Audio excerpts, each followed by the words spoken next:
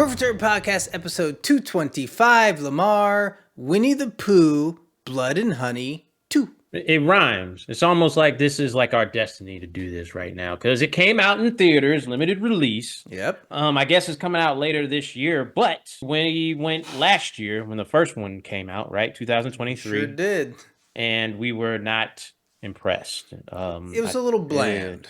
Yeah, for Winnie-the-Pooh, if you're going to have him be a big, scary killer, do a little bit more. they learned some things, and let's get started, Joe. Yeah. Well, as always, our first category, Lamar, what do we think of the story? Well, it doesn't pick right where the last one left off. Christopher Robinson has kind of moved on, but people haven't really disassociated with like the whole, what is it? The massacre of what, 100 acres? Massacre of 100 Acres. Everybody thinks he did it. They don't have any proof. It went full meta, where the original movie in this movie is a movie explaining the events of Christopher Robinson and the murders that we saw in the previous movie. Well, they just have those really good cameras that capture another movie, and then they can do that. So, yeah, he conflicted, but at the same time, Winnie-the-Pooh and his friends, they're kind of hunted down by everybody else that believe that he actually exists, and so they're in hiding. But they're like, hey, we can't just hide anymore. We're going to have to strike back. And strike back they did, Lamar. Man. Well, I loved it. I loved the story. It was fun. It moves quickly. They did the whole metaverse thing to explain why there was like a different actor playing Christopher Robins and Winnie-the-Pooh looked different. Yeah. Overall, though, I mean, I did have a great time with the story, so I'm giving it 1 point. I agree. Yeah, very interesting. Well, our next category, Lamar, is what do we think of the characters? Well, we of course have Christopher Robins. He has I don't know if this is girlfriend or they're just friends. She's a friend that just happens to be a girl. Yeah, like Lexi. Like, she's kind of a support character. But let's skip over the human. Because of course we have Winnie-the-Pooh and Piglet, but they were able to add one more person, or one more monster. Two more. Yeah, two more. Yes. Yeah. Tigger and I don't know the bird's name. Me neither. No. It was because of the whole copyright thing that they couldn't use Tigger and the bird. Yeah, now they can. And boy, oh boy. And other characters, there was another character that actually explains the monsters. It explains, how they turned into what they were and everything. So that was a good character because it gave us some backstory. Did you not get what's the doctor's name that morphs like people and stuff like that? Vibes. Moreau? Dr. Moreau. I was like, oh, okay. So they're combining new stuff in here too. So yeah it was a nice, because it explains why. Yeah. Pretty much every other character was just introduced to get slaughtered. So yeah, basically. Well, what do you give it for characters? I gotta say, man, I'm giving it a 1 because boy, oh boy, it was nice knowing them. I agree. I give it 1 point. I thought the characters that were there to carry the story did a good job, and the characters that were there just to get slaughtered, they did their job too. So yes, they did, man. Well, our next category, we're gonna dive deeper into the villains, the monsters. Our critique of the first one was, at least I know, Winnie-the-Pooh just looked kind of just basic, like he had no facial structure, static. This one, no, he has teeth. He has ridges in his face. He has eyes moving, really menacing, all that kind of stuff. Those little things make him more scary. And then, of course, we have, I found out it's Owl. Oh, Owl, okay. Owl has been added, and he is, he flies around and basically kills people from above. Owl can talk. Owl can talk. And he he has intelligence, which was good because they kind of gave the monsters a leader. Well, then we get to Tigger, and he doesn't talk a lot, but boy, when he does, it's some menacing stuff. He's a straight up just killer. Yep. Yeah. I think one of my favorite parts, the only one in the theater that laughed out loud, but when Winnie-the-Pooh started running, he did the run.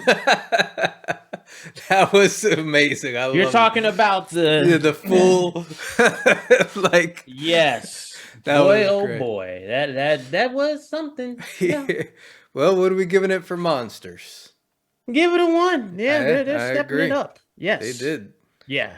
Well, if there's ever a spot where they stepped it up, it's the next category. Lamar, what do we think of the kills / special effects? They were varied, Joe. We had impalings. We had beheadings. beheadings. We had people's limbs cut off. We had a person getting beat with their own arm. Yeah. And also, well, I didn't see this coming. We had a massacre at a rave. Yeah. Didn't see that one coming because it's like a special rave because, well, we don't have this at its category, but there was some scantily clad people in this party. I was like, whoa, I thought it was just like a club, but no, no, but whew, a lot. There was a lot of kills, a lot. What I liked about them was they were all a little bit different. They made them unique. They used different things to kill people. Even Owl, like, what do you like, vomit on someone and it's stuff? It's like acid or something. Yeah. And that was out of nowhere. It was a person that they introduced, and I was like, oh, that's that one guy. And it's like, oh, well, that was that one guy. So I will say this. There was some digital blood splatters. But the rest of it was so good that I'm still going to give it a 1. Agreed. They went full Monty on this. Well, for those of us that actually went to the theater to see this, we actually got a sneak peek of what our next category is going to talk about. A cinematic universe based around this. Are we excited for this? we're past sequels because I think it's been announced they're going to do a third one. Yes. They're going to do Bambi. Yeah. Peter Pan. Who else? Pinocchio. Pinocchio. Individual movies. And then they're doing, what did they call it? The Poohniverse? The Poohniverse is something like a porno. I wasn't going to say anything. I was like, am I the only one? Guess not. That's what they call it. It's called a Pooniverse where they're combining everything. I think they said it's Pooniverse, like what was it? Something assemble. Yeah, they're doing the Avengers thing. So all of these characters. So you're gonna have all these wild, evil Winnie-the-Pooh characters teaming up with an evil Pinocchio, with an evil Peter Pan, and an evil Bambi to just murk people, I guess. Yeah. Yeah. Well, what are you giving it? Just for the absurdity of it, Joe, I'm giving it a 1, man. Yeah, I mean, if you'd have told me that, like after the first one, I'd have been like, oh boy. But after this one, I'm down. Like I'm so down for it. So 1 point. Yeah. Well, Lamar, tally the score, and this movie is perfect. 5 out of 5. We were very critical of the first one. We were. They heard our review and they said, we're going to prove those perfect turd podcast guys wrong. We know how to make a movie about a killer Winnie-the-Pooh. And they did. They sure did. They took this one to the extreme. And just driving to the movie theater, I was like, God damn, I hope I didn't waste my money on this. And when I walked out, I was like, this was great. I had a great time. And apparently it's doing a limited theater run, and then it'll be on the VODs or some streaming platform. So yeah, definitely check this one out. It's wild.